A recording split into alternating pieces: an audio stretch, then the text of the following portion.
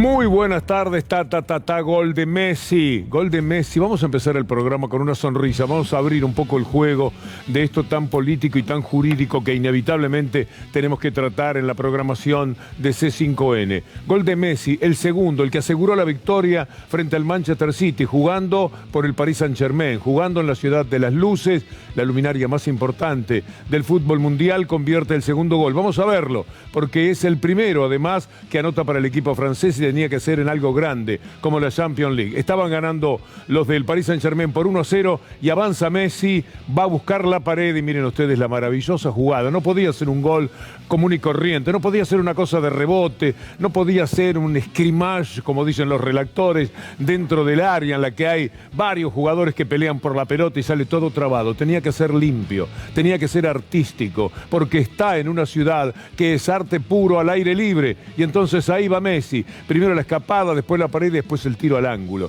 Esa maravilla, esa joya del fútbol mundial. 3 veces el número 10. Es el 30 ahora el número de Messi, porque juega cada día más. Ya es 3 veces Lionel Messi. El Mesías llega también para aliviar al Paris Saint-Germain, el equipo de Pochettino, y derrotar al de Guardiola, el Manchester City. Ahí está el grito de gol y la felicidad de Messi, aunque parezca mentira.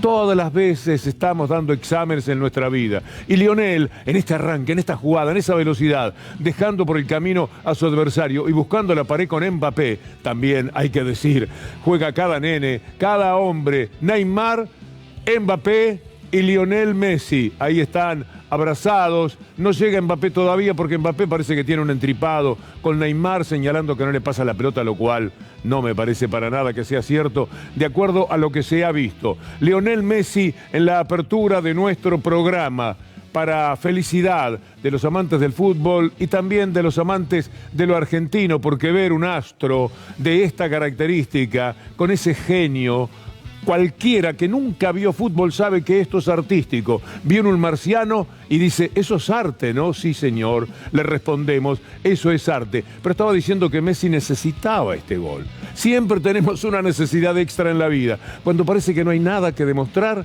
Messi precisaba su gol para el Paris Saint-Germain y tenía que ser con estas características. Segundo gol, el partido terminó 2-0 hace algunos minutos. Hablamos especialmente con el árbitro, termínelo porque si no, no podemos pasar el gol de Messi. Así que ahora lo tenemos. Doctor Ubeira, José Manuel Ubeira, muy admirado por nosotros, está aquí. Pero no le voy a preguntar todavía por la Corte Suprema, esos temas tan engorrosos. No le voy a preguntar todavía por el blanqueo de Macri. Le pregunto por Messi, ¿qué me dice de ese jugador? Y tenemos la fortuna de que sea argentino. Rosario, tan castigada, debe estar celebrando una vez más este monstruo que tenemos, Maradona, Messi, Di Stéfano. Digamos, no quiero quitarle mérito a los uruguayos que han tenido lo suyo, ¿no? Pero realmente... No, es una situación extraordinaria para la historia del fútbol argentino y muy merecida. Justamente el fútbol del potrero se está terminando. Hoy el gobierno de la ciudad de Buenos Aires empezó a ponerle fin al último potrero del Parque Centenario. Viene una nostalgia tan grande porque todos ellos, los grandes jugadores, son hijos de los potreros del mundo, pero no hay potrero como el potrero argentino o el potrero rioplatense, si usted me lo permite. Le quiero preguntar a la doctora Julia Estrada, no por el blanqueo de los capitales de Macri, no por el Banco Central y las discusiones que hay en torno al mismo, sino por Messi. Julia, bienvenida. ¿Cómo estás, Víctor Hugo? Bueno, rosarino, ¿qué puedo decir? Yo soy rosarina, Messi es rosarino, todos estamos a 2 personas de distancia de Messi, así que me considero prácticamente familiar. A propósito, ¿cuándo vas a ser intendenta de Rosario? Por lo menos. Por el momento tengo desafíos que están bastante difíciles, así que no sé. No des ideas, ¿no? Y el doctor Darío Villarroel, que la mueve muy bien, ahora está con unos kilitos de más, no lo ponen pero últimamente. No, la muevo igual. Digo, todos pasamos por el potrero, todos, nosotros también. El caño, la gambeta, la bicicleta, el taquito. Y ver a Messi, que yo creo que después de la Copa América se recibió de Maradona. Era lo único que le faltaba. Habrá que esperar la próxima Copa del Mundo para ver si finalmente la levanta.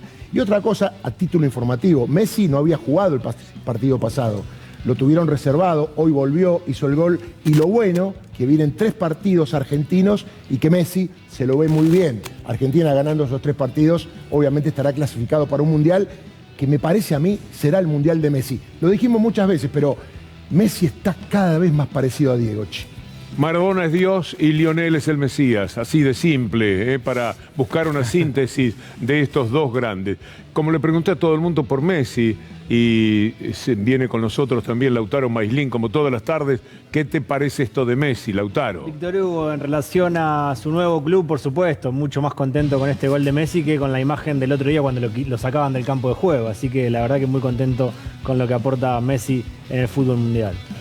Todo esto nos ha servido para romper un poco con la programación. Yo vi que estaban hablando en el programa anterior con el gallego Antonio Fernández Llorente de Macri, del blanqueo y de todas esas historias. Blanqueo que en el fondo es lavado. Y digo, nosotros vamos a empezar con eso. Entonces, con Leandro Raduazo, nuestro conductor, hoy decidimos que podíamos provocar y darnos a nosotros mismos esta sonrisa con la que empezamos el programa, ese gol de Messi, el primero con el Paris Saint-Germain por la Champions League, segundo gol que le permite al equipo francés ganar por 2-0. Ahí está el gol, la definición de Messi después de una corrida típica de Lionel y una pared excepcional. Así que ahora sí, vamos a ponernos en marcha con esos otros temas que inevitablemente tenemos que tratar. Aquí estén alertas,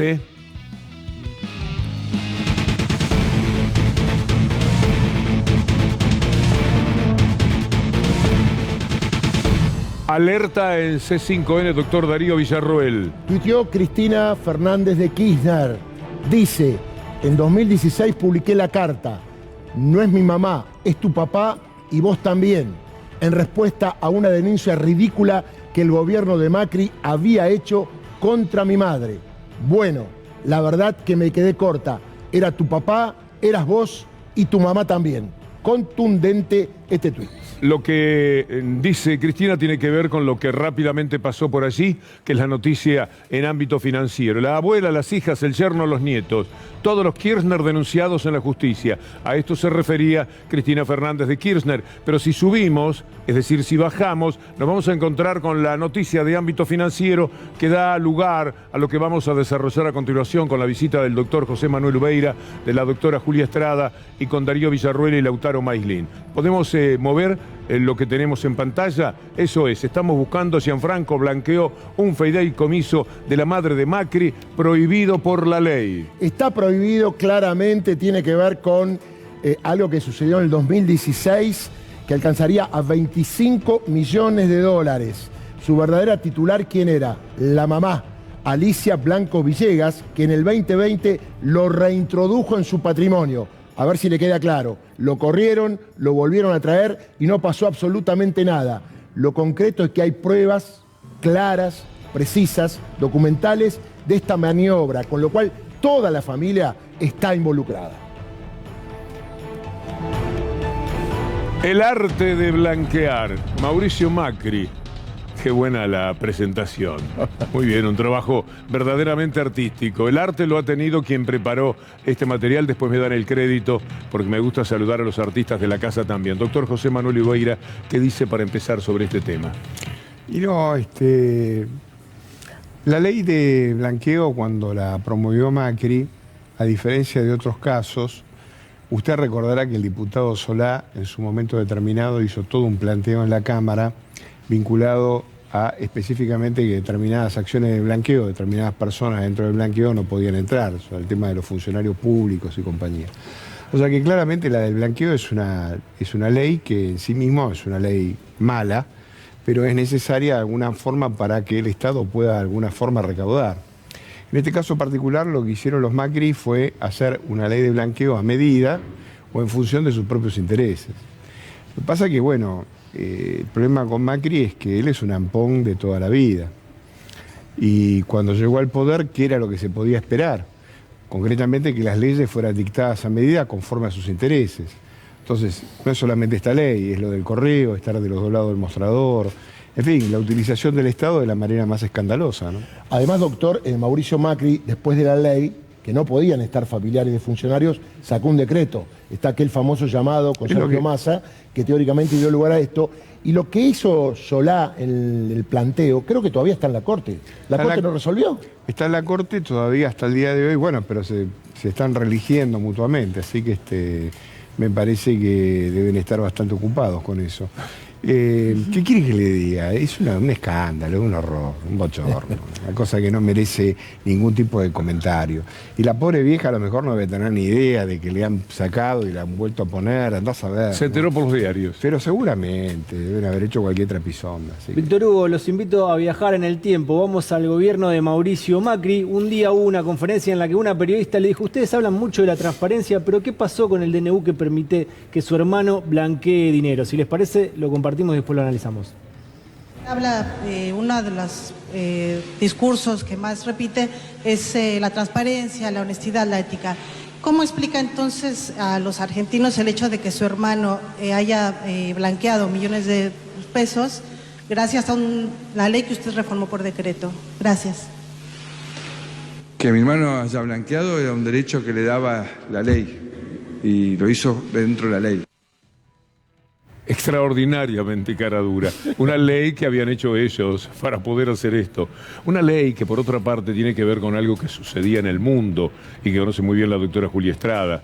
Los grandes países habían dispuesto que se terminaban los paraísos fiscales por lo menos en su absoluta impunidad. Y en el enero del 2018 empezaba una nueva etapa en el mundo. Los Macri, sabiendo esto, con uno de ellos presidente, determinaron la reparación histórica de los jubilados como pretexto para poder hacer el blanqueo. Entonces sí podía traer el hermano todavía, de acuerdo a la ley que había hecho Macri, quien después, para asegurarse todo, sacó un decreto que traicionaba lo que él le prometió al Congreso, particularmente a Massa, que lo votó, lo que iba a hacer en este sentido. Es decir, le dijo: no vamos a permitir que todos los familiares de los funcionarios puedan traer su dinero. Bueno, esto fue lo que acto seguido hizo Mauricio Macri. Pero lo notable es que ahora sabemos esto que estaba contando el doctor Darío Villarroel. En el dinero que trajo Gianfranco Macri, en los 35 millones de dólares o más que denunció Horacio Berbisky, que llegó a conocer una parte de la lista de los que habían blanqueado, estaba también el dinero de la madre. Y eso ya ni siquiera con la ley espuria que habían preparado podía hacerse. Con lo cual yo no sé, usted dice el doctor Ubeira, es un escándalo. Cuando se trata de un escándalo uno no encuentra una salida prudente y que dé satisfacción al espíritu de que nos está mirando. No hay salida. Son unos hipócritas, ¿qué va a hacer? Mire, yo con el tema de como usted sabe, yo soy marxista, ¿no? O sea que tengo una pobre opinión con respecto al capitalismo y todo lo que significa esto de los paraísos fiscales. Cuando los países centrales hablan concretamente de acabar con esos paraísos fiscales, nos mienten. Porque naturalmente el estado de Delaware queda dentro de los Estados Unidos y es el lugar donde se blanquea la plata. Caimán está a tiro de pedrada de los Estados Unidos y donde llevan los norteamericanos su plata. Que hablar de Europa, Liechtenstein, la isla de Man, enfrente a las costas de Inglaterra. El problema con el capitalismo es que tiene un excedente que no puede ser de alguna manera controlado por el Estado. Y ese excedente hay que colocarlo en algún lugar. Entonces, como estos excedentes en algún punto determinado son objetos, son obtenidos de manera poco clara, evidentemente lo que hizo Macri, como hicieron todos los empresarios de la República Argentina, usted calcule que de cada dólar que hay en el extranjero, o sea, en este momento hay un 20% de la masa monetaria de la plata en dólares de los Estados Unidos que pertenecen a argentinos. Pasó algo más en ese momento, que vos seguro te acordás, Víctor Hugo. Ellos propusieron que el impuesto a los bienes personales sea cero. Tendencialmente iba a ir bajando, iba a llegar a cero. O sea, traían la plata, la declaraban y en un plazo de 2 años, si no me equivoco, iban a pagar cero por el único impuesto a la riqueza que tiene Argentina, que es el impuesto a los bienes personales. Este gobierno, apenas asumió Alberto en el 2019, adentro de la ley de solidaridad estableció volver a las alícuotas de bienes personales de antes y hizo algo que no se había hecho nunca en la historia argentina, que es poner un poco más de tasa para los bienes en el exterior. Esa es la verdadera sanción para los que tienen bienes en el exterior, que es cobrarles diferenciadamente. Bueno, eso por primera vez ocurrió bajo esta gestión. Y es algo que Macri había intentado llevar a cero. Víctor, hace apenas unos días hubo un sincericidio de Mauricio Macri que marca coherencia con esto que estamos conociendo ahora. ¿Se acuerdan cuando dijo, para ganar plata en la Argentina hay que evadir impuestos? Bueno, lo recordemos. Lo recordamos. O que quiera integrar Juntos por el Cambio hoy, puede decir que está a favor de crear un nuevo impuesto. O sea, hoy hay una enorme conciencia en Juntos por el Cambio de que tenemos que sacar todos estos impuestos que han creado ellos, 18 en 19 meses, y tenemos que seguir sacando más de los que habíamos empezado a sacar, porque finalmente, de vuelta, trabajo. Si queremos que haya trabajo, tiene que haber inversión. Y nadie va a venir a invertir en un país que para ganar plata hay que evadir impuestos. Hoy nadie que pague todos los impuestos en la Argentina puede tener un retorno sobre su capital. Decir algo, es una enorme mentira. Yo publiqué en un libro que se llama Textualidades lo que pagué de impuestos en los mejores años, de 1996 a 2015. No hay periodista que haya pagado esa cantidad de impuestos porque me iba muy bien con mis múltiples trabajos de la época en que todavía no estaba bajo sanción. De todo lo que gané en ese periodo, yo tenía que pagar, por ejemplo, el 35%. Pero ocurre que uno puede demostrar gastos sobre ese dinero y terminé pagando el 25%. Quiero decir que me quedó el 75% para que yo hiciera con ese dinero lo que quisiera. Es mentira que no se gana dinero por pagar impuestos. Es una gran falsedad de Mauricio Macri. Sí, también es mentira que la economía no funciona, porque esto que él dice luego se traslada al mundo laboral, en donde permanentemente hay pedidos de bajas, de cargas, de contribuciones patronales. Y hay un dato muy claro, el desempleo bajó del 20% en el 2001 al 6%, 5,9% en el 2015, con más contribuciones sociales. O sea, pagando impuestos la economía creció y generó empleo. Con lo cual, evidentemente, la fórmula que él cree que aplica para él no funcionó para la economía argentina. De todas maneras, me parece que eso tiene que ver con un discurso muy concreto hacia la clase media, que le encanta evadir. Así nomás. Ahí cerramos.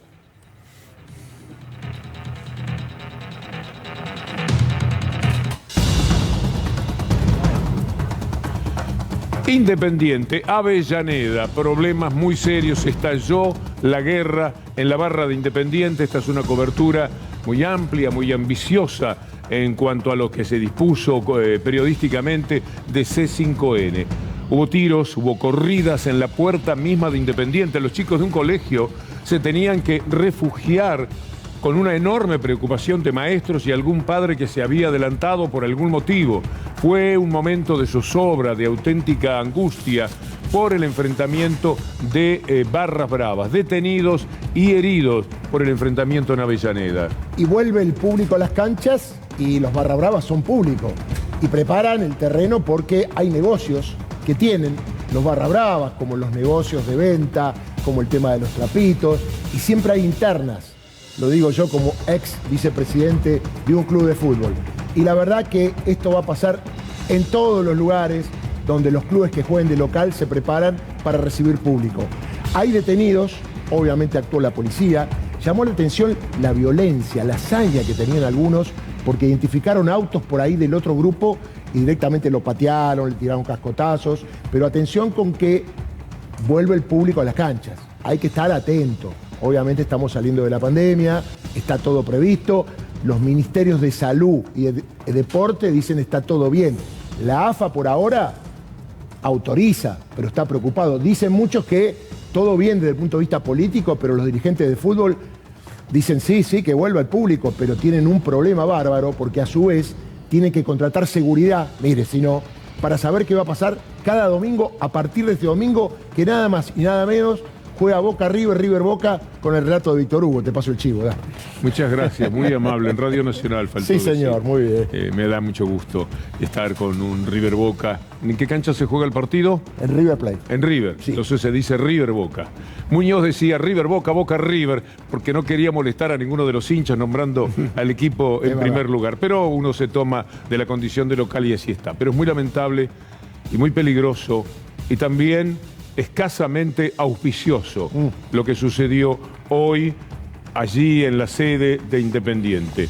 Un lugar donde se conocen todos, Veremos qué hace la policía con los detenidos, que no sea cosa ya al ratito hayan salido, porque también es difícil tipificarles algo y la justicia procediendo bien puede ser que deje a muchos de ellos libres, pero tomando nota, haciendo la asociación de ideas pertinente con los nombres, se puede saber un poco más sobre el origen de este problema. Me encanta que digas tipificar y el doctor lo mira porque delito es la acción típica, antijurídica y culpable. Y uno dice, uy, mirá todo lo que hicieron.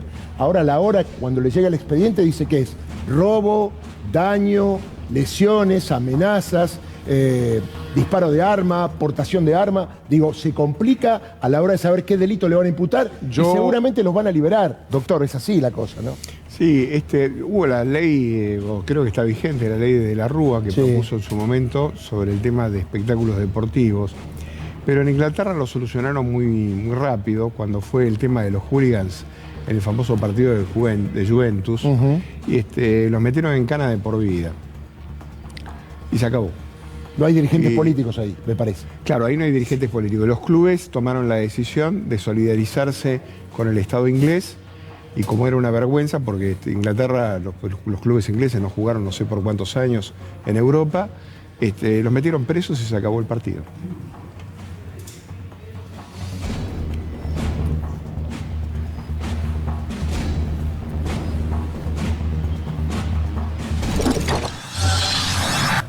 Bueno, vamos a hablar de la Corte Suprema. ¿Le parece buen tema, doctor? Parece un lindo tema. Qué dolor eso, ¿eh? No, qué sé yo. Tampoco hay que dar por el gato más que lo que vale el gato, ¿no? O sea, no se va. Pero es que el gato no son los que están ahí, sino la propia Corte. No, pero es que sabe qué pasa, es lo siguiente, es un problema recurrente. Nosotros tuvimos una gran desgracia que fue el menemismo, y en el menemismo se fracturó la Corte con aquella cuestión que se llamaba la mayoría automática, usted recordará. Bueno, en aquella oportunidad el juez Petracchi, cuando se autonombraron, porque también no es la primera vez, tiene un precedente, dijo que obviamente era absolutamente irracional y fue libre de cualquier cuestión de ética el que una persona se autovote. Nazareno lo hizo. Nazareno lo hizo. Y también creo que José Severo Caballero, también tengo alguna duda con eso. Pero el que quedó como presidente fue Nazareno. Fue Nazareno, pero también fue el autovoto de... Pasa que estaban 4-4, fue más disputado el partido y él levantó la mano. Levantó la mano, exactamente. Entonces, a lo que voy es que yo lo llevo a la lógica para su audiencia, que lo está mirando en este momento, yo lo convocaría a una situación, digamos, de club de barrio o una sociedad de fomento. Instalado en un barrio. Y usted sabe que el presidente de la sociedad de fomento se autovotó. O el del club de barrio se autovotó. Los vecinos lo putean en la calle. Dicen, pero escúchame, ¿cómo te vas a autovotar? Nosotros en el colegio una vez descubrimos, estábamos discutiendo en la formación de la comisión de la Cruz Roja y detectamos que uno se había votado a sí mismo. ¡Qué vergüenza teníamos! ¿Me entiende?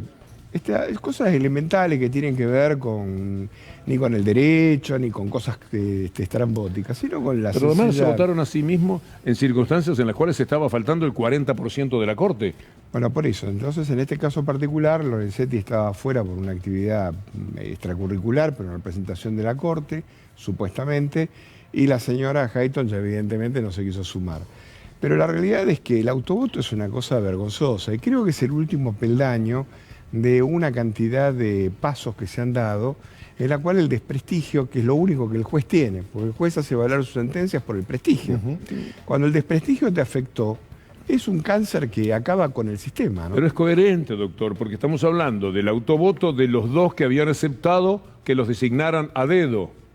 Por un lado, pero por ejemplo, en el caso de Rosati es una cosa que a mí, yo particularmente tengo un especial prejuicio, debo decirlo públicamente, con respecto a Rosati y Rosenkrantz.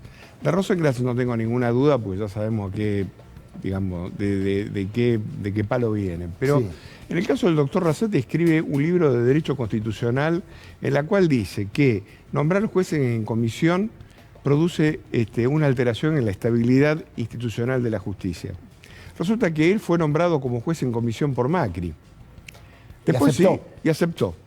Con lo cual, el pecado original es absoluto. O sea, que quiere decir que el hombre, Rosati, al que no conozco, debe tener una ambición absolutamente total. Porque digamos, no se frena ni en lo que él escribe y no se frena en designaciones que son descalificantes. Ahora, si esto te pasa con un juez que va como presidente de la Corte Suprema y vos tenés tu asunto para que te lo falle, te hago una pregunta. ¿Vos podés dormir tranquilo? Parecería que no. Doctor, ¿y el derecho? Porque usted dijo este es un tema de derecho, pero la Corte resuelve casos con la Constitución, debería.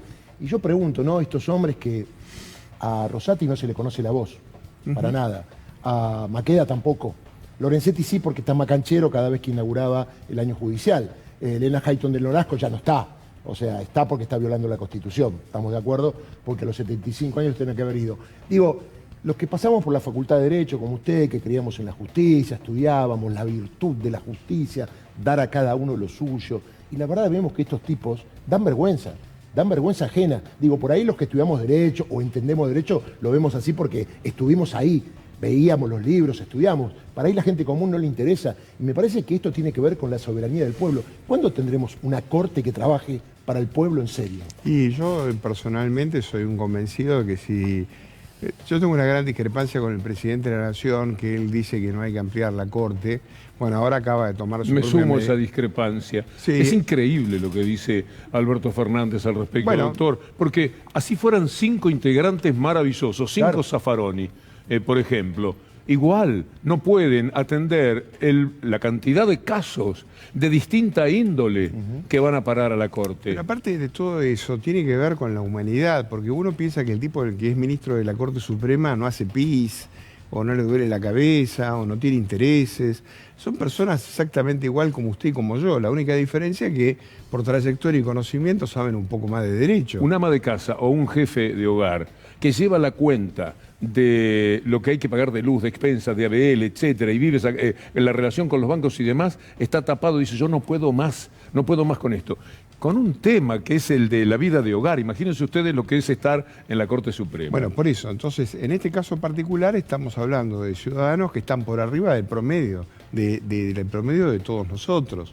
Entonces, cuando uno ve este tipo de conductas, realmente no es que se inquieta, sino que no entiende cómo el presidente de la Nación, porque ahora el presidente acaba de tomar su propia medicina. O sea, fíjese lo que acaba de pasar. Y por el otro lado veo con un grado de asombro cómo el jefe de gabinete, Mansur, se estrena felicitando que esta Corte Suprema de la Nación acaba de elegir nuevo presidente y que se supone que, dice que el gobierno no va a interferir en materia de independencia. Yo creo que el hecho de seguir haciendo buena letra para los medios dominantes, para mafiosos, mediáticos, escondidos detrás de la libertad de expresión, ya no tiene el mínimo sentido, ya es un hecho que supera lo que podríamos denominar ingenuo.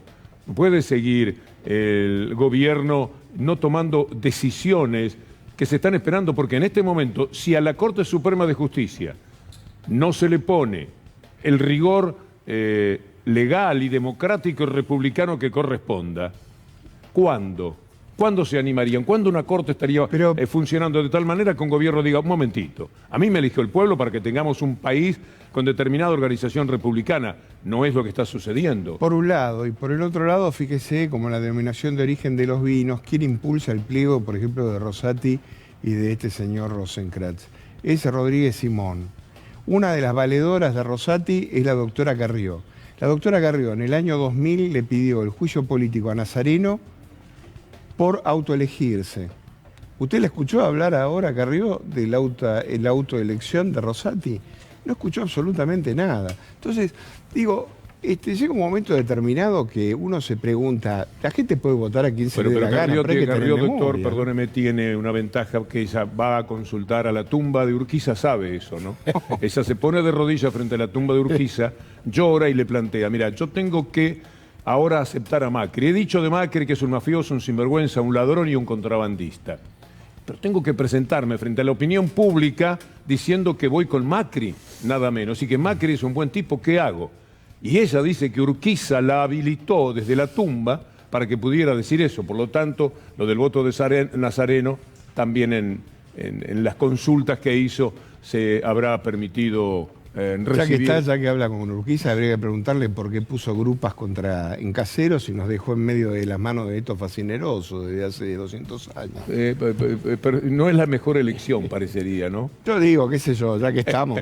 Doctor Ubeira, y le pregunto algo, ¿no? Porque este escándalo de la obra social del Poder Judicial, yo tuve 15 años, fue perfecta, hasta el año 95. Tengo 2 hijos que nacieron en el Británico, pero parece que hace 15 años no funciona. Y ahora se habla de una opereta de un miembro de la Corte contra otro miembro de la Corte que está a cargo de esa obra social. Repito, la obra social del Poder Judicial, donde van los jueces, los camaristas, etcétera, etcétera. Digo, esta movida...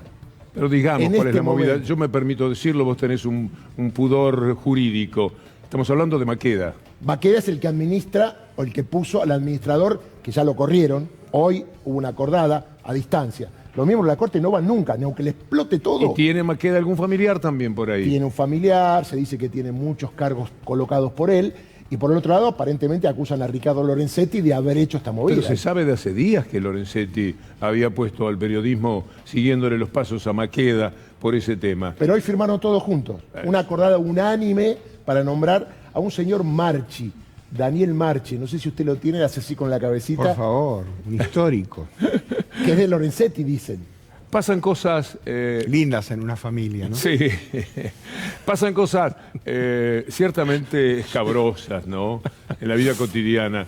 Reaparecieron los ministros de Macri, no uno, los 3 al mismo tiempo y en la semana, naturalmente, promovido por la mafia mediática, para que aparezcan y hagan daño y digan cualquier cosa. No están autorizados moralmente, éticamente y como profesionales de ninguna manera para decir nada.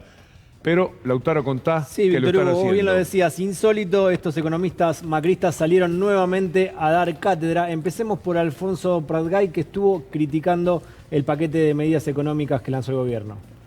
No es una medida desesperada, ¿no? Eso como primera reflexión.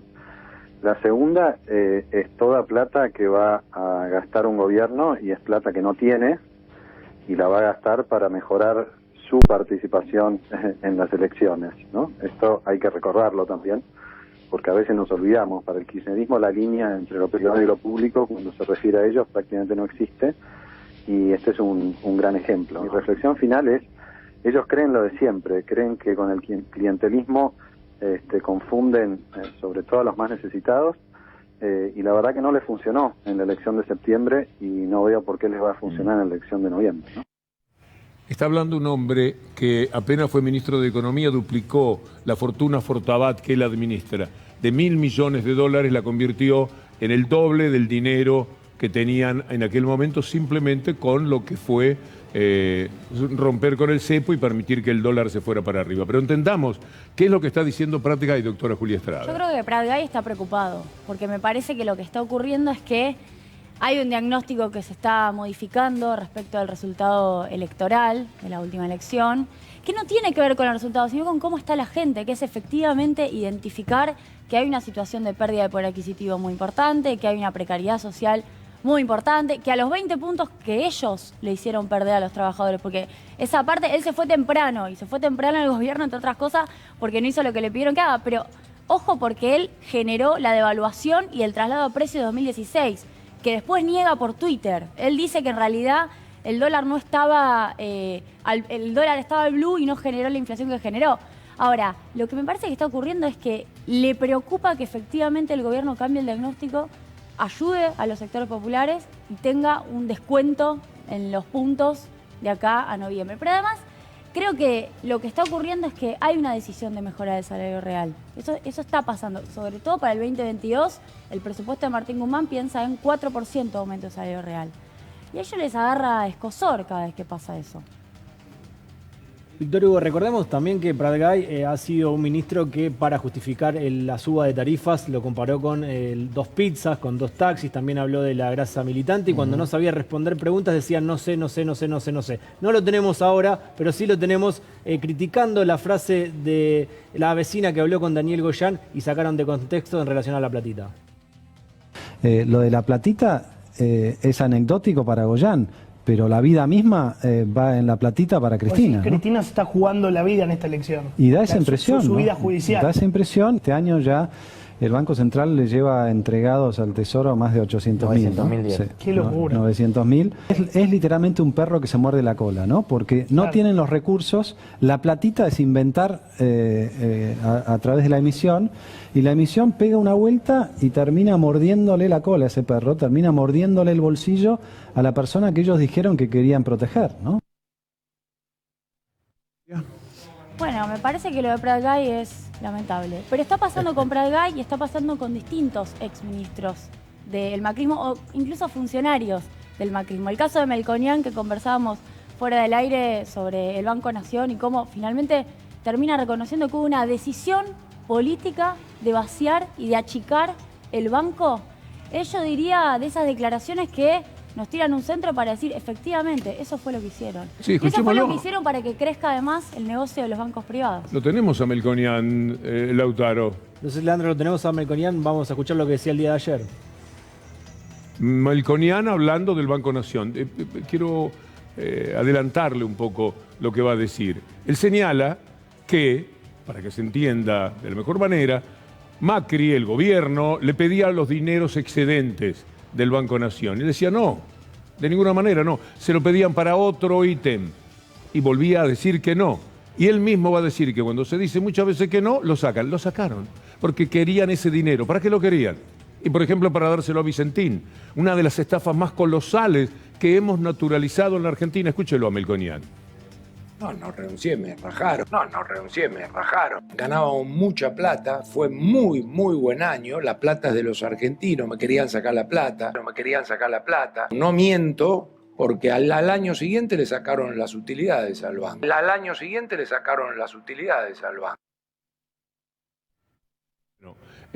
Queda muy claro lo que dice.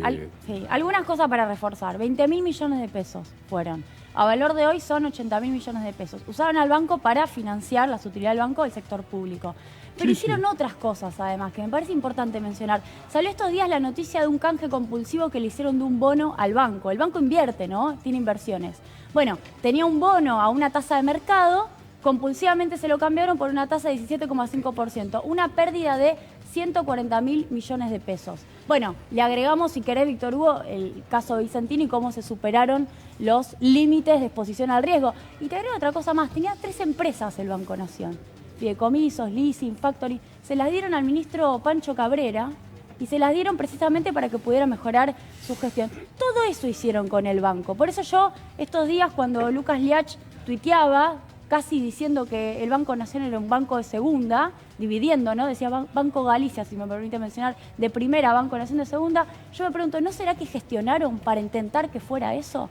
¿Para intentar que fuera un banco de segunda? Lo digo a colación de, efectivamente, lo que les molesta, que es que el banco ahora esté bancarizando a trabajadoras de casas particulares. Una tarea que, por cierto, el sector privado, cuando ve eso, sale corriendo porque no quiere cumplir esa tarea. Ahora, lo hace el Banco Nación y no les gusta, les molesta. Por cierto, si lo logramos hacer, si bancarizamos y si hacemos que aumente sus ingresos, seguramente van a ser un público objetivo interesante para la banca privada. Y van a querer venir a bancarizar. Bienvenido sea si eso es lo que hacen. Tenemos muchos más momentos de economistas de Juntos por el Cambio. Iba a decir un economista macrista, pero ahora vamos a escuchar a Martín Tetaz, que se despega de Mauricio Macri, lo critica y critica fuertemente lo que sucedió durante el gobierno del expresidente en el Banco Central. Que a mí me quieren correr y me dicen, no, pero vos decís eso, pero Macri no. Al contrario, lo digo porque yo asumo que el Banco Central nunca fue independiente. O sea, vos sos crítico, o sea, vos decís que Macri utilizó al Banco Central. O sea, vos, por supuesto, es que así son los datos de la realidad, no es lo que digo yo. Puso al presidente, puso 3 presidentes del Banco Central, utilizó al Banco Central para 750.000 millones de pesos emitió Macri.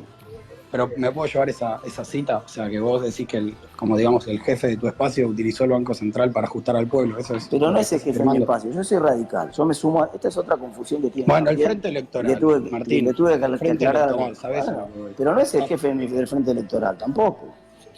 Muy es bien, el jefe Martín. del PRO y está discutido. Todavía Bueno, pero vos discuten decís dentro que el del presidente Mauricio Macri utilizó y puso 3 presidentes del Banco Central a dedo. Sí, claro, es un dato de la realidad, por supuesto.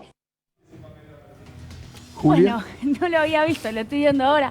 parece que nadie tiene nada que ver con el PRO ahora, cuando en realidad forman parte... Con Macri, del sobre mismo todo. Sobre todo con Macri. No, y le agrego otro dato, porque ahora que le gusta hablar de la independencia del Banco Central, intervinieron en la famosa meta de inflación allá por diciembre de 2017, lo cual para ellos mismos generó la crisis cambiaria del 2018.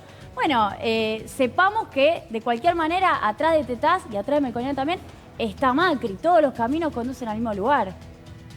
Melconian es un señor que a mí me cae muy bien, me parece muy simpático. Me gusta ese tono canchero que tiene, en fin.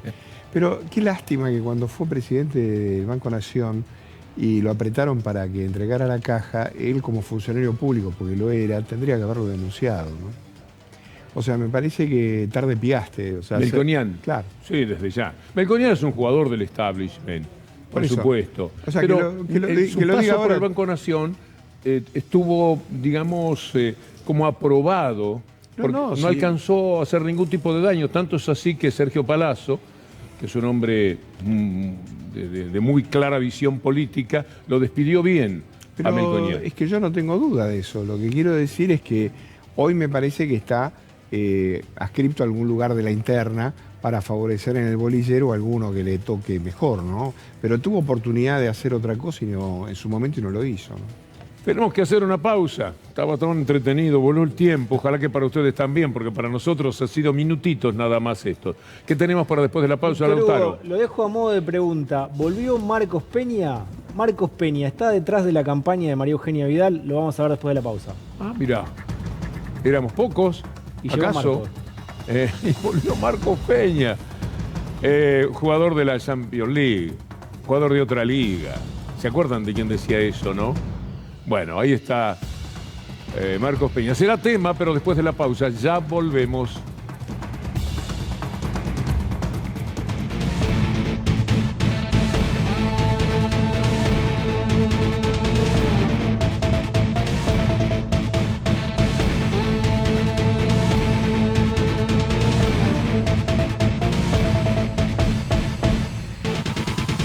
Alerta en C5N. Doctor Darío Villarroel, ¿qué son estas imágenes? El juez Sebastián Casanelo acaba de ordenar las indagatorias de Javier Iguacel, Gustavo Lopetegui y otros 5 exfuncionarios del gobierno de Mauricio Macri.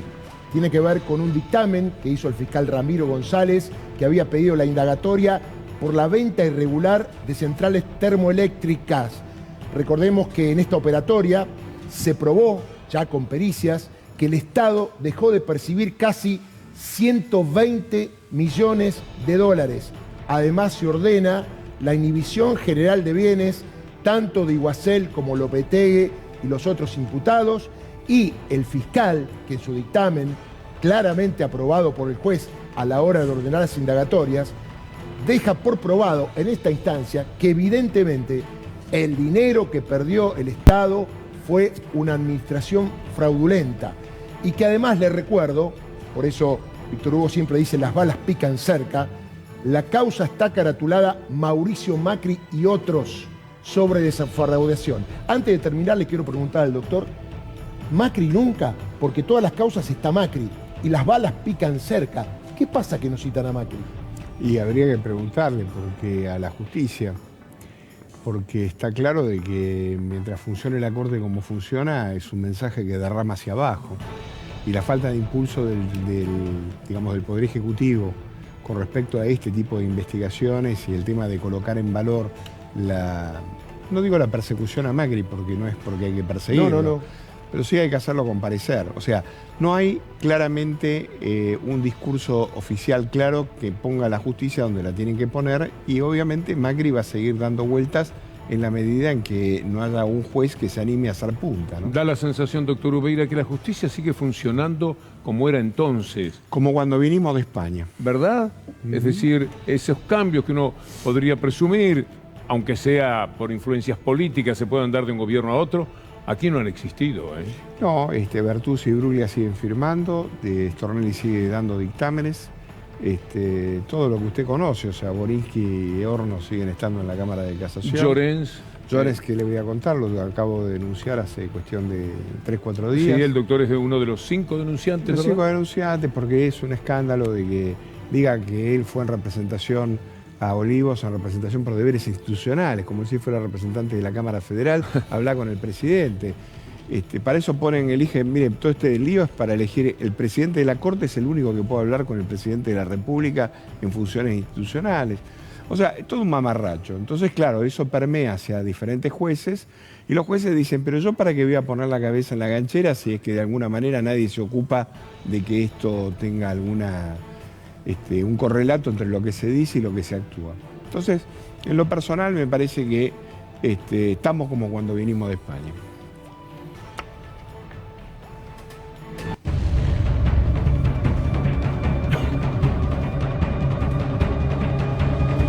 ¿Cuáles son las novedades en el tema del correo, como les dice página 12, a la historia de Macri y el correo? No es broma lo que le voy a decir, porque la causa de Correo Argentino que tiene Ariel Lijo, ya con varios dictámenes y debe resolver la situación procesal de algunos indagados, ya como Oscar Aguat, hace 1 año y medio, largo el tema, le tengo que decir que en la causa Correo, donde Macri está imputado, ¿quién se quiere presentar como querellante?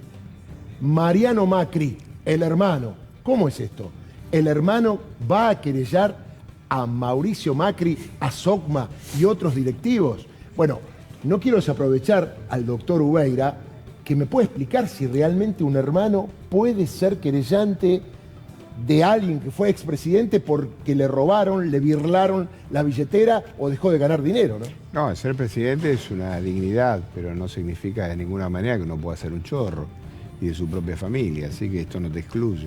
La Constitución llega hasta ahí nomás, ¿no? En segundo lugar, claramente la querella puede iniciarse contra el hermano cuando ha habido un perjuicio propio. O sea que la limitante es, digamos, de exclusión del código. En el patrimonio, obviamente, ¿no? Exactamente, en el tema del patrimonio. Y este es el hermano, que no lo digo yo, sino que lo dice él, que lo trata a este señor de perverso. Yo quiero suponer que lo debe conocer. Una cosa altamente demostrativa de cómo se ha desenvuelto la propia familia, ¿no? En un día sabemos que el hermano es querellante contra el hermano que fue presidente, que el otro hermano, Gianfranco Macri, son hasta graciosos. Le trajo dinero a la mamá, que por ahí la mamá ni siquiera sabe muy bien en qué andan los muchachos, que aprovechó la circunstancia del lavado, blanqueo de capitales decretado por este personaje, o sea, su hermano, y se trajo, no los trajo en realidad, dijo, tengo por allá en algún lugar 35 millones de dólares, pero resulta que 20 millones eran de la madre. Todo en un solo día. Si hacemos una historia día por día, creo que hay que escribir varios volúmenes. Sí, Víctor Hugo, recién el doctor Ubeira decía que Mariano Macri debe conocer a Mauricio Macri y vamos a recordar un momento en una entrevista que le dio a Jorge Fontevecchia. Recordemos que él había sido muy crítico en el libro de Santiago O'Donnell, pero fue mucho más punzante en la nota que le dio a Perfil. Llegó a hablar de personalidad delictiva de Mauricio Macri, entre otras tantas cosas. Lo escuchamos. Empezó a repetir como un mantra, bueno, él es el enemigo, ¿no? Me empezó a convertir en el enemigo común y a hacer que todo el mundo lo siguiese a él, al resto de la familia, ¿no? Contra el enemigo común. Él con uso de este carácter arbitrario, de esto bueno, se hace lo que yo digo, empieza a usar el grupo como un instrumento para su proyecto de poder. Mostró mucha disposición al delito.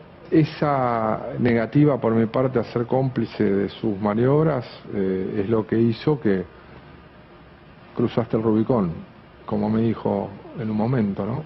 Venir a hablar acá es venir a hablar de la historia verídica que yo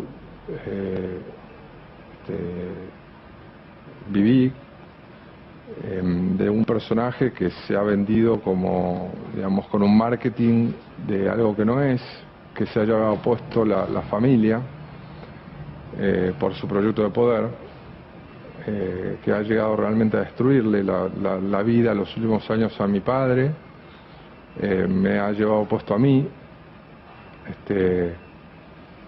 y que ha tenido un comportamiento... Normalmente cuando se termina de hablar de esto, alguien está hablando así de otra persona y dice, pero una porquería entonces. Y si le preguntan eso al hermano, dice, sí, efectivamente lo que quiero decir. Quiero aclarar que como querellante puede pedir la indagatoria y la detención de su hermano. Digo, son las atribuciones. Y volviendo al jueguito... pero que no se molesten, ni lo llaman siquiera. Espera, volviendo al jueguito que decías vos, de este día donde están los familiares, Gianfranco, que en algún momento lo van a citar, a que no sabés con quién debe estar tomando café en Uruguay. Con Rodríguez Simón. Están organizando todo. Pedirá asilo. Y ahora que tiene un rato más libre Rosenkrantz, que no es presidente de la Corte, pueden perfectamente seguir hablando como hablaron 7000 veces. Doctor Oveira, sabe qué grato fue tenerlo por acá, ¿no? No, muy, muy amable por su invitación. Y mi querida Julia, muchas gracias. Muchas gracias, Víctor Hugo. Nos vemos cuando quieras. A vos gracias también, Lautaro, pero te quedás acá. Me quedo. Me quedo porque yo también. Que el doctor Villarroel. La pausa y después estamos con la columna.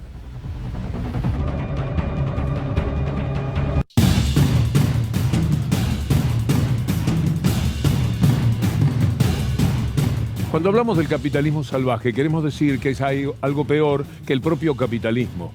En sí mismo, el capitalismo puede tener, desde el punto de vista de la filosofía política, atracción o ponderación.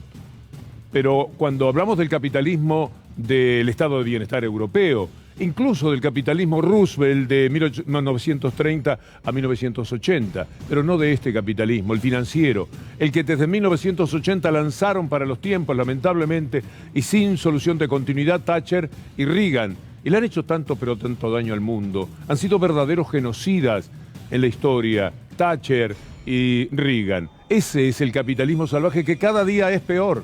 Se está llevando por delante no solamente las sociedades de países emergentes, sino también la de aquellos países mucho más consolidados económicamente. Miren lo que está sucediendo en España con la electricidad. Ina Afinogénova, nuestra colega rusa, lo describe muy bien.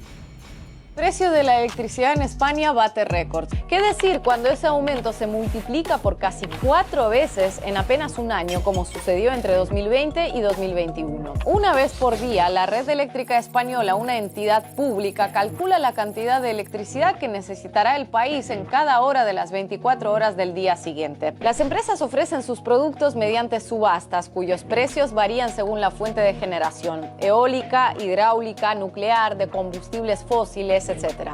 Ninguna de ellas se basta por sí misma para cubrir toda la demanda necesaria.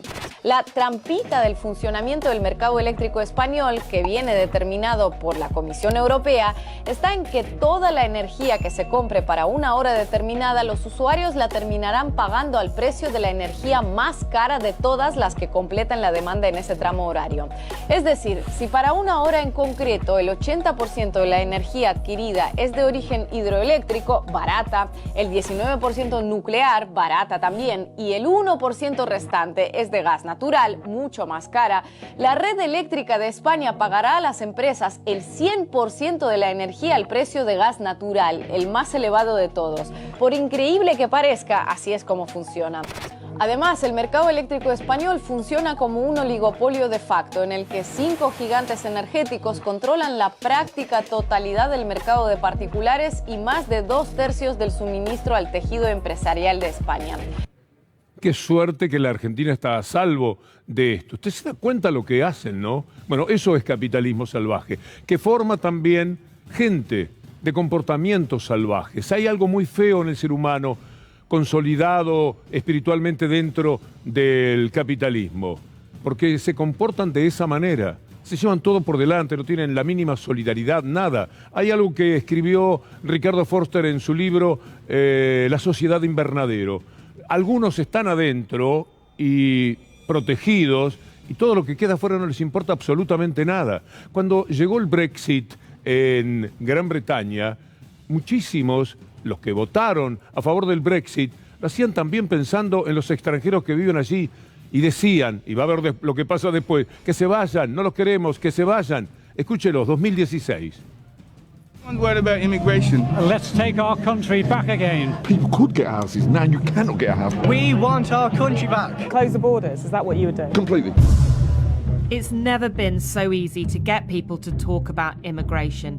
Not just where there are lots of immigrants, but where there are hardly any too. And it isn't just white British people, but black and Asian voices as well. So what's driven immigration up the agenda? And has it left Britain tipping towards Brexit? Why are you getting out? Because I want the country back. I'm just fighting for my little girl to get a place, which, to primary school.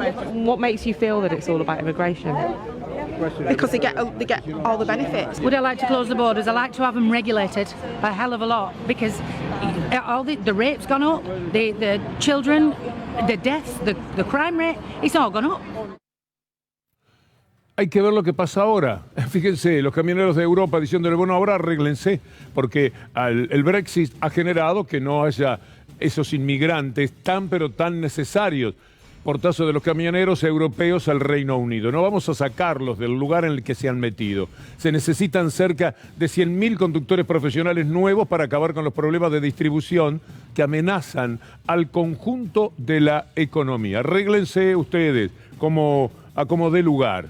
Mire, capitalismo salvaje. Lo mostramos nosotros, como sucede en el mundo, para que pensemos en la Argentina. Hoy, hace 3 años, Mauricio Macri terminaba con muchísimos de los subsidios de las personas con discapacidad, que son 5 millones en la Argentina, de las cuales 1.200.000 apenas tienen una ayuda del Estado. Y él quería terminarlo con el pretexto de que había que arreglar el padrón, por así decirlo. Hubo 7 marchas realizadas por personas en muletas, en sillas de ruedas, sin ver, al obelisco, a donde fuera, para protestarle al neoliberalismo. Eso es capitalismo salvaje. Cuando no se puede pensar en los demás y hay seres humanos que con su voto habilitan que las cosas sean así, sin pensar cómo las cosas se dan vuelta y se ponen en contra de uno mismo, ni siquiera son capaces de reflexionar para resguardarse de lo que pueda ser el futuro. Miren lo que pasa con este informe que tiene que ver, terminando con lo británico, con las visas. I've been to 6 petrol stations, different locations, none whatsoever. No fuel anywhere, we don't know what to do. I don't know, government should do something ASAP. The government is doing something. Tonight, the army has been put on standby. The government says 150 military tanker drivers are being put on a state of readiness to be deployed if necessary. The government finally agreed to 5,000 visas until Christmas. It's not enough. We need a lot more, and we're going to need them here for longer. And I think, look, while we have supply issues of key skills in the UK, we are absolutely going to have to issue more visas, and we'll have to do what it takes to make sure we don't have the shortages on the ground.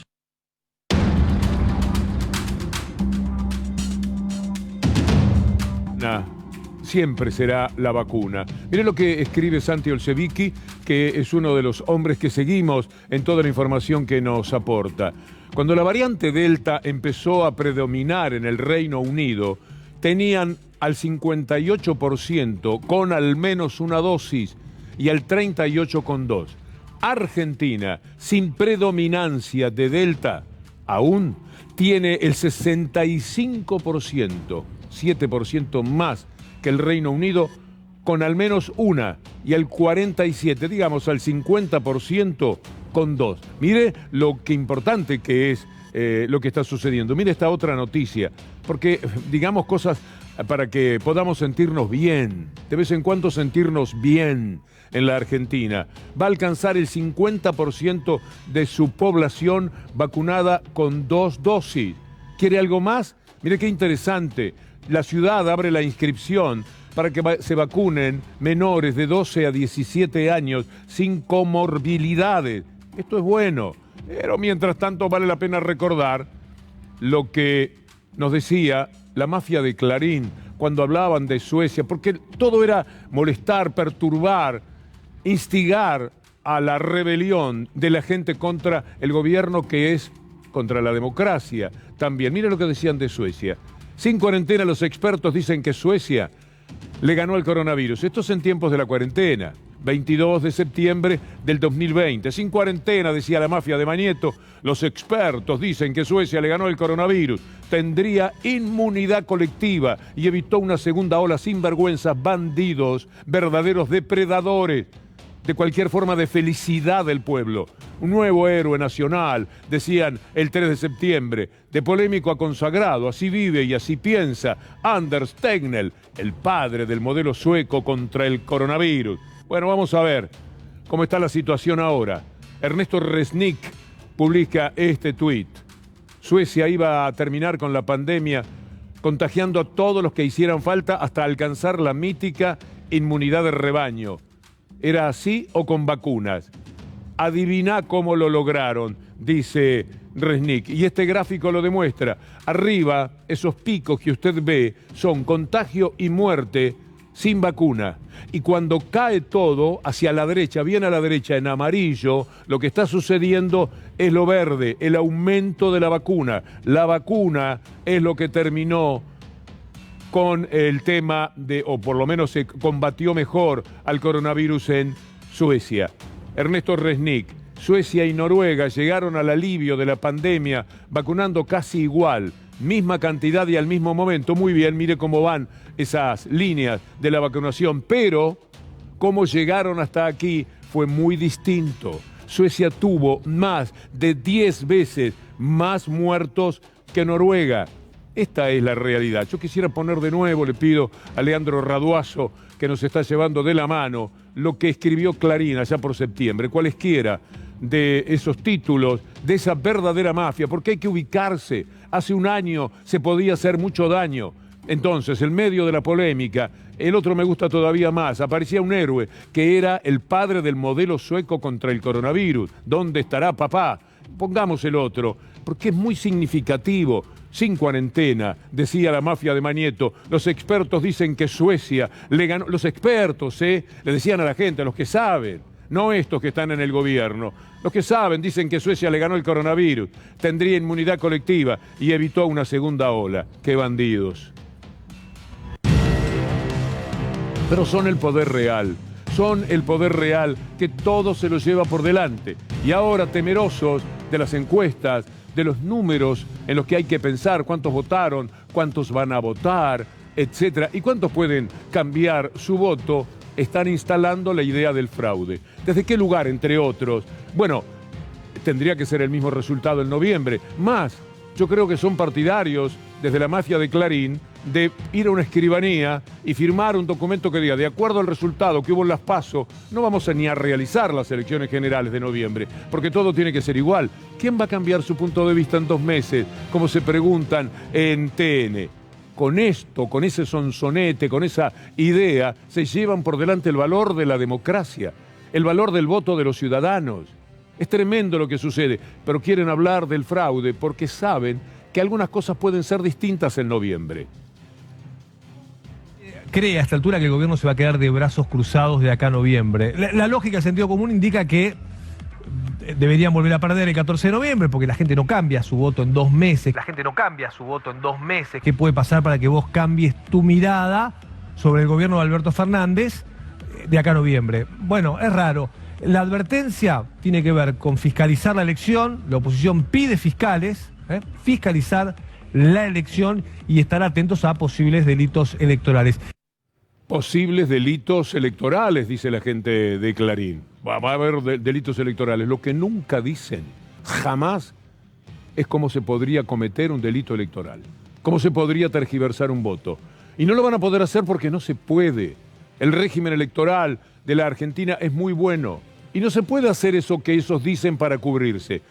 O lo que dijeron cuando las elecciones en 2015, lo que decía el impresentable Cano, al que después le dieron, como les comentamos ayer, un premio con aquello del Belgrano, donde fue un verdadero desastre, por otra parte. ¿Qué dijo Cano en su momento? Recordémoslo, cuando la elección de las PASO en Tucumán, lo tenemos allí.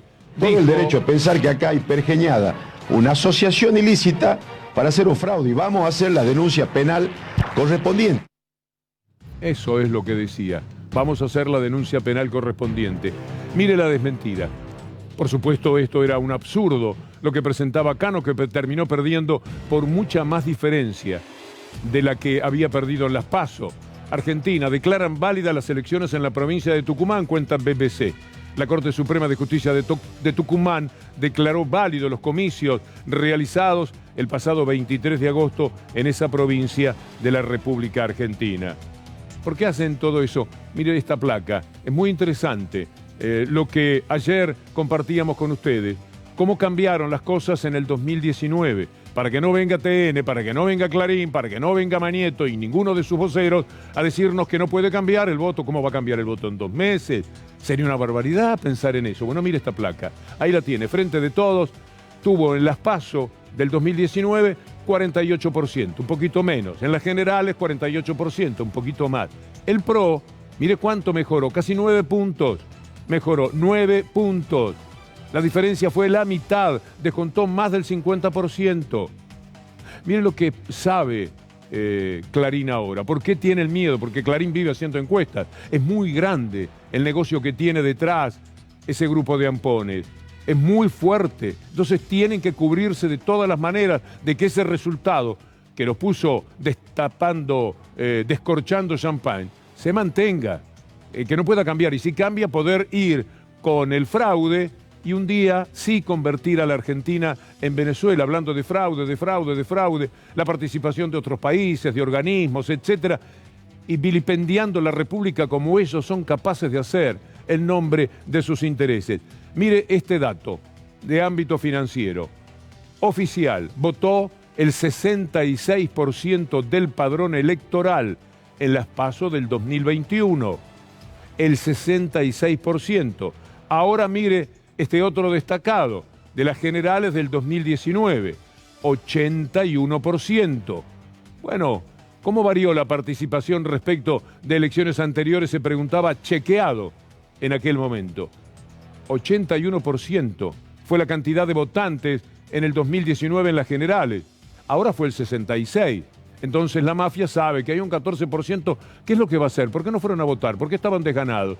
Porque todo el mundo decía, el propio gobierno se lo creyó torpemente, que tenían la vaca atada, que iban a ganar la elección y entonces se quedaron tranquilos y no fueron.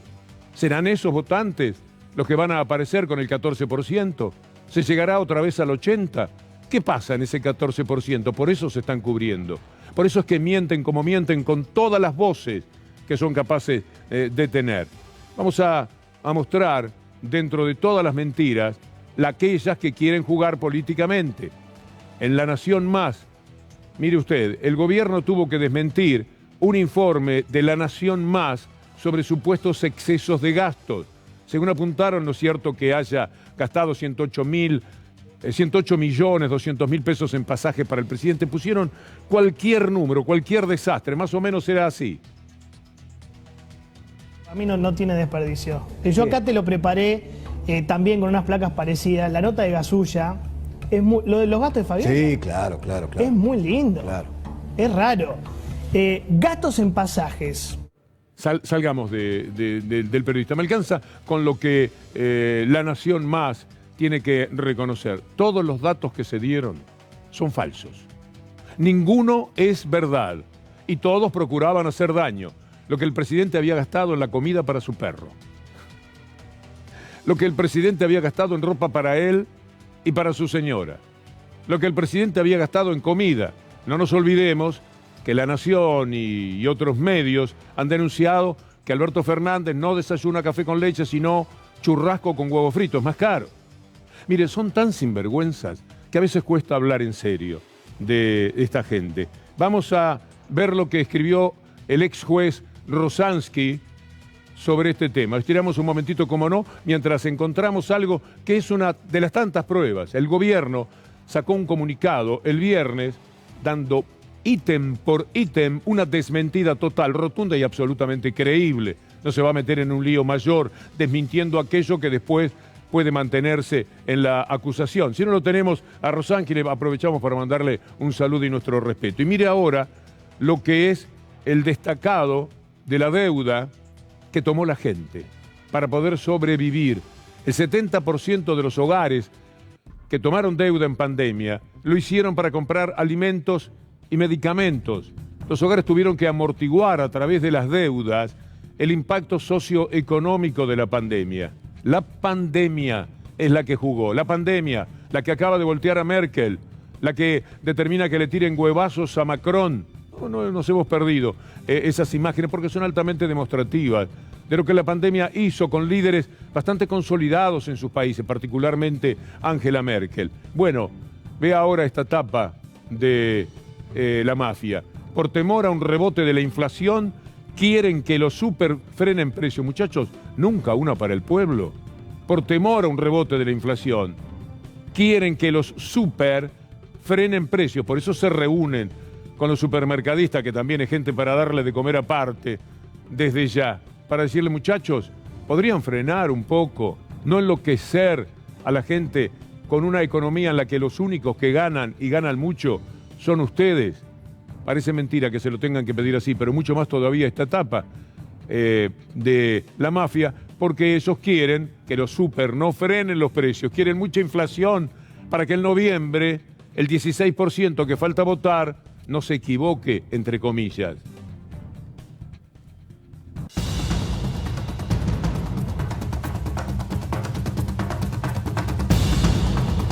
Bueno, ha vuelto una especie de tridente de oro. 3 ministros de Economía, 3 del macrismo, de las corporaciones, hablando mal, por supuesto, del gobierno actual. Sincronizadamente, eso del nado sincronizado de sobredosis de televisión, bueno, aquí está patentado. Reapareció el equipo económico de Macri y alertaron. Se están llevando puesto al Banco Central. Duhovne, Lacunza y Alfonso Prat-Gay, jaja. Ellos criticaron la gestión de Alberto Fernández por gastar por adelantado, emitir sin preguntar de dónde viene el dinero. Vamos a ver Prat-Gay. ¿Cuáles son las críticas de Prat-Gay en este momento? Las podemos poner en pantalla, por favor. ¿Qué dice Alfonso, el hombre que duplicó la fortuna de Fortabat, la que él cuida y en la que seguramente irá prendido en cuanto fue ministro de Economía? A ver qué dice. Es un perro que se muerde la cola, ¿no? Porque no tienen los recursos, la platita es inventar a través de la emisión, y la emisión pega una vuelta y termina mordiéndole la cola a ese perro, termina mordiéndole el bolsillo a la persona que ellos dijeron que querían proteger, ¿no? Es bueno recordar lo que Prat-Gay, sabio economista, por lo menos sabio entre comillas, decía en el tiempo del corralito. Solucionar los problemas lamentablemente va a implicar una solución que no es perfecta, porque no hay la plata que la gente depositó en los bancos para devolverla a todos. Porque no hay la plata que la gente depositó en los bancos para devolverla a todos. Y porque en un sistema financiero, si van todos al mismo tiempo a retirar la plata, no hay para todos. Y esto es algo que hay que explicar antes de empezar a resolver el problema, ¿sí? Entonces la gente tiene que entender que por más Nito Sartazas y por más Perico Pérez y por más marchas y contramarchas, lo que estaba en los bancos ya no está más. Lo que estaba en los bancos ya no está más. Entonces, no va a haber para darle... ¿Dónde está? ¿Alguien le tiene la respuesta a la gente? ¿Dónde está esa No plata? va a haber para darle a todos lo que en su momento había. Pero ¿sí? ¿Hay una respuesta de saber dónde está esa plata? Para que la gente se quede tranquila. Claro, me voltearon, pero la plata está en algún lado. Si vamos a hablar de este tema, dediquemos los próximos 10 minutos de programa a este tema. Si vamos a hablar de cómo se soluciona... No, pero salió el tema porque venía Perico Pérez, no es porque uno estaba planeando este tema, pero vino la pregunta de ahí y como vos decís que esto lo solucionamos, hay que mirar para adelante, pero mucha gente quedó en el suelo por mirar para adelante. ¿Cómo solucionar el problema a la gente? Ya sé, no se le va a volver la plata, pero me parece que devolverle la plata a la gente es un camino o no, o darle una solución, lo que sea, pero algo, lo tiene que solucionar el gobierno, pero vos dijiste, esto hay que mirar para adelante, miremos para adelante, pero ¿qué hacemos con toda esa gente que está reclamando? Esto es lo que quiero decir. Lo que hay que hacer, y vuelvo por tercera vez, lo que hay que hacer con la gente que está reclamando es, primero, explicarle por qué la plata no está donde ellos creen que está. Qué jugador el doctor Darío Villarroel, ¿no? Ahora vamos a otro ministro de Economía, otro de los ministros de lata, porque no pensarán ellos que son ministros de oro. En este caso, Duhovne, un hombre muy hábil para mover el vaso con hielo adentro y whisky. Esto fue lo que le llevó a ser ministro de Economía. Me acuerdo cómo lo llevaba del brazo, como a un chico al colegio, Héctor Mañeto, cuando lo designaron. Bueno, reapareció Duhovne. ¿Qué piensa del equilibrio fiscal que hizo Guzmán en los primeros 6 meses? Y este sabio, con su cara de Duhovne, dijo, es una anécdota generada por el aumento de la inflación, no productor de una política de ajuste estructural. Nada de esto es sostenible en el tiempo. Nada de esto es sostenible en el tiempo. Tranquilos, tranquilos. Lo dice Duhovne, que alguna vez, hablando del futuro, prediciéndolo, dijo respecto a la inflación, lo que vamos a escuchar a continuación. Vamos a modificar nuestra meta desde un déficit primario de 3,2% para este año a uno de 2,7%. Es decir, vamos a reducir medio punto porcentual el déficit programado para este año. Estamos con un programa muy integral en el cual la meta de inflación actúa como articulador de un programa económico en el cual el gasto crece al mismo ritmo, estamos cerrando paritarias en ese nivel y logrando de esa manera ir produciendo un proceso de desinflación y de baja en la nominalidad de la economía argentina que va a continuar durante los próximos años y en donde vamos a mantener las metas de inflación, que para este año son de 15%, 10% para el año que viene, con el objetivo terminal de 5% como meta final en el año 2020. Bueno, nos quedamos tranquilos, ¿no? Con este pronosticador de la economía, de la que él manejaba por otra parte, donde podía meter mano. ¿Cómo se anima a hablar Duhovne? ¿Cómo se anima a hablar Lacunza, el rey de la ridiculez, de la metáfora económica para explicar lo inexplicable? ¿Cómo se anima? A ver qué es lo que dijo Lacunza, por favor, en estos días. Vamos a terminar el año, el fin de 2021 va a ser peor que el fin de 2019. Fin de 2021 va a ser peor que el fin de 2019. Vamos a ser 4% menos produciendo, consumiendo 4% abajo, la pobreza arriba de 40%, el desempleo arriba de 11%, la inflación 50% inercial con tarifas pisadas, con más déficit fiscal y sin margen para emitir. Bueno, ocultador serial, 19 de agosto de 2019, Infocielo. La otra cara de Hernán Lacunza, el ministro de Transición que eligió Macri, porque ya había hecho buen daño en la provincia de Buenos Aires, donde fue con María Eugenia Vidal, gran tomador de deuda en dólares. Esa que ahora López Murphy viene a decirnos que es la sana, la que no es buena es la deuda en pesos. Pasan cosas insólitas en la Argentina. Bueno, el propio retorno de López Murphy lo es. Pero volviendo a Lacunza, este es el ministro que ahora se permite este tipo de críticas. Usted vio que lo quieren defender a Macri, quizás estos ministros. Vamos a escuchar a los que no lo quieren defender ya. Por ejemplo, Melconian, que presidió el Banco Nación. Vean ustedes lo que cuenta de cómo Macri quería manotear todo el dinero posible del Banco Nación. Robárselo para dárselo a la gente de Vicentín, por ejemplo, que es una manera de guante blanco, suelen decir. Criminales de la economía, porque por culpa de esto muchísima gente se empobrece. Mire lo que dice Melconian. No renuncié, me rajaron. Ganábamos mucha plata, fue muy buen año. La plata es de los argentinos, me querían sacar la plata. No miento, porque al año siguiente le sacaron las utilidades al banco. Y a mí me quieren correr y me dicen, no, pero vos decís eso, pero Macri no. Al contrario, lo digo porque yo asumo que el Banco Central nunca fue independiente. O sea, vos sos crítico, o sea, vos decís que Macri utilizó al Banco Central. O sea, vos, por supuesto, es que así son los datos de la realidad, no es lo que digo yo. Puso al presidente, puso 3 presidentes del Banco Central utilizó al Banco Central para 750.000 millones de pesos emitió Macri. Pero ¿me puedo llevar esa cita? O sea, que vos decís que, como digamos, el jefe de tu espacio utilizó el Banco Central para ajustar al pueblo. Eso es. Pero no es el jefe de mi espacio, yo soy radical. Yo me sumo a... Esta es otra confusión que tiene. Bueno, el Frente Electoral, Martín. Le tuve que aclarar. ¿Sabés? Pero no es el jefe del Frente Electoral, tampoco. Muy bien, el jefe del PRO y está discutido. Todavía bueno, pero vos decís que el presidente presidente Mauricio Macri utilizó y puso 3 presidentes del Banco Central a dedo. Sí, claro, es un dato de la realidad, por supuesto. Lo destrozan al pobre Macri. Dicen que lo de la espina es gracioso.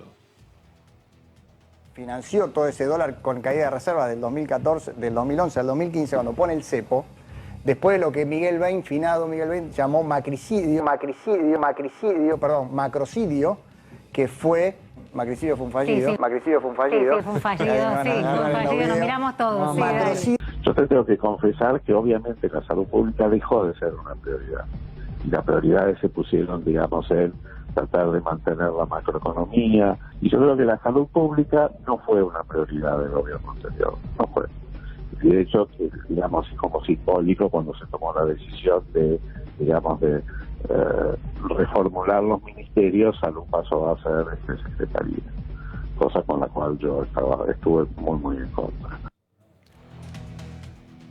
Le dan como para que tenga al pobre Macri, cada uno de ellos por diferentes intereses. Tremendo. Melconian, porque debe estar enojado. Resulta que Macri puso en un libro algo que no le gustó a Melconian y se la guardó y ahora se la manda a guardar. Y así Rubinstein, ¿por qué no se fue en el momento? Bueno, también Melconian cuando le pedían la plata podría, pero al final se fue del Banco Nación, puede salvar un poco mejor la situación que Rubinstein, impresentable, diciendo que terminó el interés por la salud y él seguía no ya como ministro sino como secretario. Y La Espina con un fallido diciendo una verdad, un macricidio. Eso fue el país, está ciertamente muy bien dicho. Y Tetaz, en la misma lista de María Eugenia Vidal, en la misma lista de La Ciudad, donde Rodríguez Larreta es el rey, diciendo que Macri es nada. La verdad es que lo pintó de cualquier cosa. También apareció Liach, como si fuera poco todo lo que le hemos mostrado. Florencia Barragán, nuestra colega de ámbito, publicó este tuit que vamos a ver. La modalidad es similar al repro. Estamos hablando de la familia empleadora. La familia empleadora realiza el alta. El mínimo será de 12 horas semanales. Se abre una cuenta gratuita del Banco Nación y ahí el Estado paga la mitad del salario. Bien, ¿qué responde Lucas Liach? Dice, porque este era un plan, como dijo hace un rato la doctora Julia Estrada, es probable que lo fuera. En el Banco Nación porque sos empleada doméstica, ¿entendés? El Galicia no es para vos. Mire qué crueldad, mire qué desprecio. Y mire qué negocio siempre. Para terminar con el Banco Nación, vivan los otros bancos, por supuesto. Detrás de todas las maldades, desprecios que se permiten, están siempre los buenos negocios que pueden hacer, como negocio fue el blanqueo de capitales, el gran lavado de dinero de Mauricio Macri. ¿Se acuerda de lo de Gianfranco? Vamos a los títulos, ganando tiempo porque está Paco Olveira, con el que me va a dar mucho gusto conversar en un ratito. Gianfranco blanqueó un fideicomiso de la madre de Macri, prohibido por la ley. La propia ley que Macri decía que habilitaba a su hermano a traer o a decir que tenía afuera 35 millones de dólares, esa misma ley no habilitaba a personas que fueran la madre, el padre o los hijos de los funcionarios. Después vino el permiso para todos, pero antes no. Con lo cual, lo que hizo Gianfranco fue tomar dinero de mamá, 20 millones de dólares, y blanquearlos también, lavarlos, en realidad. Es bueno recordar a Macri en el archivo cuando uno sabe hoy estas cosas. Habla, uno de los discursos que más repite es la transparencia, la honestidad, la ética. ¿Cómo explica entonces a los argentinos el hecho de que su hermano haya blanqueado millones de pesos gracias a una ley que usted reformó por decreto? Gracias.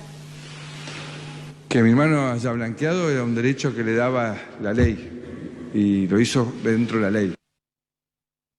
Aquí apareció Cristina Fernández de Kirchner, ni lerda ni perezosa, con un tuit muy justificado. En 2016 publiqué la carta "No es mi mamá, es tu papá y vos también". Lo hacía en respuesta a una denuncia ridícula que el gobierno de Macri había hecho contra mi madre, porque fueron contra todo. Bueno, la verdad que me quedé corta, era tu papá, eras vos y tu mamá también. Lo dice poniendo en el tuit el título de ámbito: Gianfranco blanqueó un fideicomiso de la madre de Macri prohibido por la ley. Bueno, ¿algo más de Macri? Sí, ahí está. Nadie que integra o que quiera integrar Juntos por el Cambio hoy puede decir que está a favor de crear un nuevo impuesto. O sea, hoy hay una enorme conciencia en Juntos por el Cambio de que tenemos que sacar todos estos impuestos que han creado ellos, 18 en 19 meses, y tenemos que seguir sacando más de los que habíamos empezado a sacar, porque finalmente, de vuelta, trabajo. Si queremos que haya trabajo, tiene que haber inversión. Y nadie va a venir a invertir en un país que para ganar plata hay que evadir impuestos. Hoy nadie que pague todos los impuestos en la Argentina puede tener un retorno sobre su capital. Oírlo a Macri hablar de trabajo, ¿no? Pero es muy indignante que él se permita decir, habiendo sido presidente, que la única manera de hacer plata, y es mentira, por supuesto, una falsedad, la única forma de hacer plata es evadiendo impuestos. El verbo evadir le encanta. Yo, Mauricio, evado. Tú, mamá, evades. Él, Gianfranco, evade. Nosotros, los Macri, evadimos. Nuestros amigos, los amigos de Macri y los de la élite, evadimos, porque es la única manera que tenemos de ganar dinero. Si después hay una reprimenda de los electores, bueno, la culpa será de los ciudadanos, ¿no? Falta de mucha dirigencia que le explique a la ciudadanía, cree que si logramos trepar esta montaña, del otro lado hay un futuro mejor para vos. Y no sientas que no tiene sentido trepar esa montaña, que poco fue lo que nos llevó a no poder reelegir en el 2019, porque no había un entendimiento global de la necesidad de cambiar. La Argentina es un caso patético de retroceso de ya casi más de medio siglo. Hay una buena noticia en esta América. Ahí estaba Álvaro Vargas Llosa con Mauricio Macri, Dios los cría, ellos se juntan. Pero de Chile llega una buena noticia. Ayer pasábamos una muy negativa, que era aquel ataque en Iquique a los inmigrantes venezolanos. Hoy Chile nos da y se da a sí misma una alegría. Miren ustedes esta noticia que presentamos de una manera destacada en nuestra columna. Diputados dio media sanción a la despenalización del aborto. Aquí está la imagen del momento en que se aprobó la interrupción voluntaria del embarazo durante las primeras 14 semanas. Ahí están los votantes, naturalmente sobre el fondo verde, aquellos que iban a festejar lo que en diputados fue una inmensa alegría. Esto que vivimos no hace mucho tiempo en la República Argentina, ahora ha sido la alegría de los chilenos.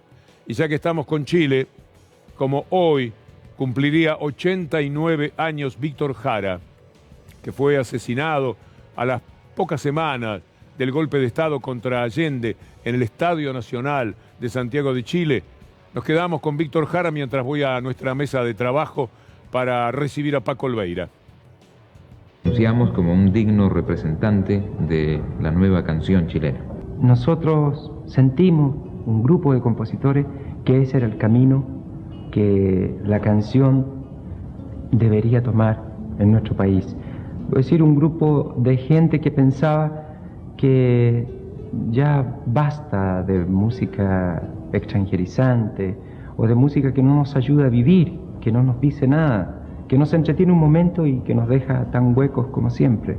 Y justo en el momento cuando los trabajadores en mi país empiezan a unirse en lo que pronto se llamaría la Unidad Popular y que, bueno, obtuvo el éxito que sabemos en el año 70. Así que fue una canción que surgió de la necesidad total del movimiento social en Chile. No fue una canción aparte de eso. Violeta marcó el camino y por ahí seguimos. Ahora la canción nueva en Chile es prácticamente el lenguaje del pueblo y de la juventud de Chile. Tiene corazón de tierra. Doctor Darío Villarroel. Una noticia importante, esperada, porque hubo reuniones.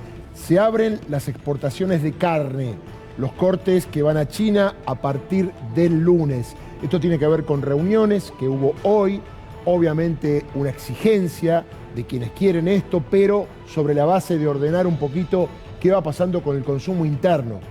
La expectativa es que esto no atente contra el aumento de carne, con la falta de carne y sobre todo que la carne esté en la mesa de los argentinos. Habrá que ver cuáles son los detalles, pero la noticia de último momento tiene que ver con esto. Seguramente el Gato en un ratito lo va a aclarar con más profundidad. Darío, ¿podemos tomar por un instante al menos lo que estaba diciendo la gente de campo? Esto ocurre ahora mismo, escuchémoslo. Hay una pregunta y ahí la respuesta. Abierta es la exportación de la vaca que se exporta a China, eso está claramente decidido. Y por supuesto, a partir de diciembre de este año va a estar liberado totalmente todo, digamos, ¿no? Lo que hay que exportar. Pero el pedido que nosotros hemos tenido, o que hemos hecho, que es la apertura de la exportación de vaca china, está aceptado, así que en el término de estos días estaría así. ¿Incluidos los 7 cortes populares de esos que estaban vedados en la vaca china? Esos Dentro de la vaca china, sí, también los cortes, todo, total. El 50% Hay que ver más o menos, el cálculo serán unas 30.000 toneladas más o menos que se Este hombre es de la que quedan sociedad de esa rural, ¿cómo que es? vaca. Nicolás Pino. Claro, es la vaca A manufactura ver. y conserva, la tipificada DE. Bueno, esa vaca y todo el stock de esa vaca que esté en cámara frigorífica se va a habilitar la exportación a partir del día lunes o martes. Bueno, hay acuerdo por la carne. Quienes están hablando son de la mesa de enlace, 2 líneas. Otra vez, doctor Villarruel. Bueno, esto se acuerda después de una reunión que hubo esta tarde, estuvo Julián Domínguez, y me parece por los rostros y también por la actitud que tenían de tomar medidas de fuerza, esto va a quedar obviamente en el camino, y me parece que ha habido un empate en principio, porque se habla de lo que está ya congelado para venderlo a partir del próximo lunes, y seguramente seguirá la mesa de negociaciones para ver cómo sigue esto de cara al futuro. Un poco de carne, mi queridísimo y admirado Paco Olveira, ¿no es cierto? Está haciendo falta. Hace falta realmente que tengamos a un buen precio, que se pueda comprar, que era claramente lo que no teníamos antes de que se cerrara la exportación. ¿Y qué más hace falta? Bueno, yo creo que hace falta controlar la inflación claramente y controlar el precio de los alimentos, porque creo que hubo un gran esfuerzo del Estado, pero que finalmente se lo terminaron chupando los sectores concentrados de la economía, y que por eso, bueno, no terminó repercutiendo de una forma real o de una forma efectiva en el pueblo. ¿Cómo están los comedores? ¿Hay mucha más gente cada vez o se ha controlado eso? No hay más gente. De hecho, el otro día Coco Garfarini del Frente por la Libertad de Milagro Sala decía... Milagro que no está bien, he leído algo hoy que me preocupó. Sí. Está deteriorada Milagro, es que la injusticia ya lleva muchos años, pero después vamos a eso. Sí, y vamos a ir a verla ahora el 11 de octubre, un grupito importante, porque no podemos dejar que eso se pierda. La dictadura fueron 7 años, Milagro Sala lleva 5 años y medio presa, es demasiado tiempo ya, ¿no? Bueno, Coco decía que nuestros freezer están llenos, los de nuestros comedores. Lo que no están llenos son las heladeras de las familias en las casas. Es decir, que hay una presencia importante del Estado. Por eso yo digo, a ver, sin ponerme en vanguardia lúcida ni ninguna cosa, creo que el gobierno no se merecía este resultado electoral. No se lo merecía en el sentido del esfuerzo que hizo, de las buenas intenciones. A ver, hay un refrán que dice que el infierno está lleno de buenas intenciones, ¿no? No basta solo las buenas intenciones, hay que tocar los intereses que haya que tocar. Quizás eso faltó y mucho, pero a diferencia de la época macrista, donde cada política era en contra del pueblo, lo que claramente con distintas varas o con distintas profundidades, creo que cada uno de los ministros que estaban y de los que están ahora, lo que buscaban era hacer política a beneficio de nuestro pueblo. ¿Alguno de tus muchachos a los que mirás votó derecha? Y en tal caso, ¿qué te dijo? ¿Por qué? ¿Qué discutiste con ellos? Más que votar derecha, no fueron a votar. Claro. No fueron a votar. Entre otras cosas porque tuvimos 5 días de lluvia y salir del barrio era complicado, realmente complicado. Y no era lo mismo una PASO que una elección como ahora en noviembre. ¿Vos crees que cambia algo? Yo creo que va a cambiar. Creo que va a cambiar, primero porque hubo... A ver, a mí me molestó al día siguiente de las elecciones, si bien el presidente no dijo lo que dijo Macri en sus pasos, que echó la culpa al pueblo, sino que se hizo cargo, pero era como que todo seguía más o menos igual, ¿no? Y después, unos días después, esa carta de Cristina, que me parece que estuvo justa, cuando decía, no leo encuestas, leo economía, leo política, intento escuchar a la gente. Yo te digo, a ver, yo los primeros días me llamé al silencio. Algunas personas me llamaron de alguna radio, alguna televisión. Dije, no voy a hablar porque tenía que pensar lo que pasaba, porque yo mismo no esperaba. No fue fácil procesarlo para ustedes. Exactamente, porque no hay dos proyectos, hay un solo proyecto. El otro proyecto es que el lobo esté al frente del cuidado de las ovejas. Y eso es clarísimo, nada más con lo poquito que vi ahora cuando llegué acá al estudio, las cosas que ustedes iban mostrando, ¿no? Paco, tenemos que hacer una pequeña pausa. Por supuesto. Y seguimos, enseguida estamos con ustedes.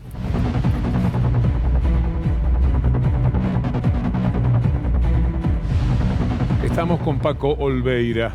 Paco, ¿dónde estás ahora? En Libertad Merlo, un asentamiento, se llama Eva Perón, y bueno, ahí andamos laburando. Decías que hay chance de revertir la situación en las elecciones. ¿Es olfato? ¿Te consta? ¿Has hablado con gente? A ver, yo creo, uno, por los cambios que se están dando, que se dio en el gabinete, por distintas medidas que se están dando, que eran necesarias, quizás, a ver, no se tendría que haber cortado el IFE, hay determinadas medidas que no se tendrían que haber cortado. Ahora, se dijo mucho en su momento, no corten sí. el IFE, eran muchísimos los pedidos, yo vi varias notas al respecto. Es una pena.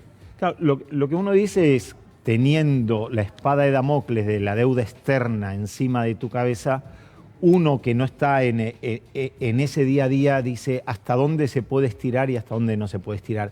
Bueno, sobre todo cuando estás en plena negociación y el rival es tan duro como es, ¿no? Exactamente.